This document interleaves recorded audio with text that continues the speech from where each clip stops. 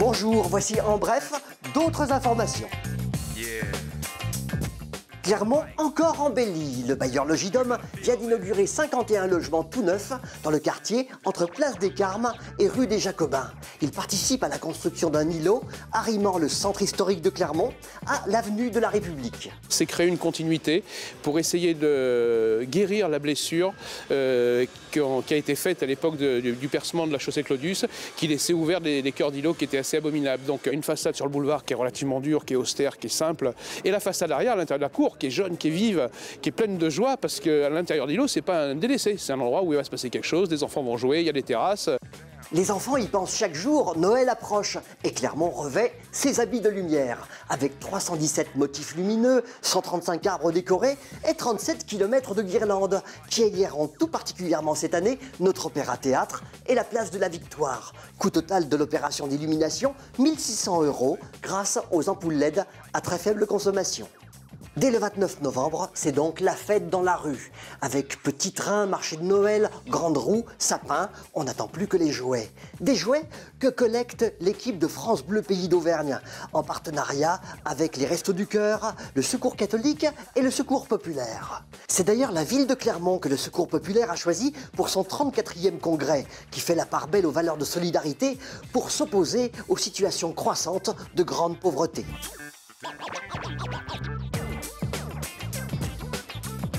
Et 1 millier de dictionnaires sont offerts chaque année depuis 2003 à chaque élève de CE1. Une initiative de la Caisse des écoles soutenue par la ville de Clermont-Ferrand pour la réussite scolaire de chaque enfant.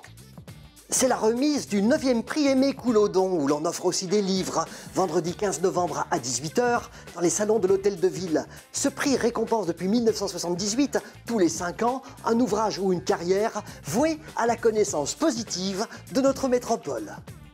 Quelques suggestions pour vos loisirs à présent. Les associations de la maison de quartier de l'Oradou vous invitent à une après-midi festive très conviviale avec danse, théâtre et initiation aux percussions avec Samba Gogo. C'est samedi 23 novembre de 15 h à 18 h à la maison de quartier de l'Oradou. C'est le rendez-vous du carnet de voyage, vous le savez, du 15 au 17 novembre. Mais connaissez-vous les carnets de spectacle? Des carnets réalisés sur le vif lors de différents événements artistiques. On a un exemple, c'est le carnet Batouk Ouaga qui a été réalisé à Ouagadougou. Et c'est un carnettiste qui a suivi un orchestre de percussion brésilienne qui a fait une tournée au Burkina Faso. Et l'artiste, finalement, raconte cette tournée, les échanges entre les musiciens français et les musiciens de Ouagadougou, les échanges avec le public, l'ambiance de cette tournée. Autre événement marquant qui fait voyager dans la tête, le festival Traces de vie, dédié aux films documentaires du monde entier, du 25 novembre au 1er décembre. Le film documentaire est aujourd'hui un regard très engagé pour témoigner sans aucune censure de la vraie réalité des choses partout dans le monde. Les premières œuvres professionnelles depuis plusieurs années nous émerveillent de par leur liberté, leur créativité. Ils ne sont pas dans des contraintes de durée. Il y a une prise de risque. Il y a une vraie immersion aussi, certains par 3, 4, 5 ans, tournés dans des lieux, rencontrent des vrais personnages. Côté spectacle, le programme de la saison culturelle clermontoise 2013-2014 nous en dit long. On se le procure à l'Espace Victoire, place de la Victoire. Pour les grands comme pour les petits, Tartine Reverdy revient avec son tour de chant C'est très bien, rythmé par un percussionniste malgache très inspiré. Et puis, il y a du jazz à la copée avec Fred Wesley et Jimmy Smith pour revivre les bonnes vibrations des années 60 et 70.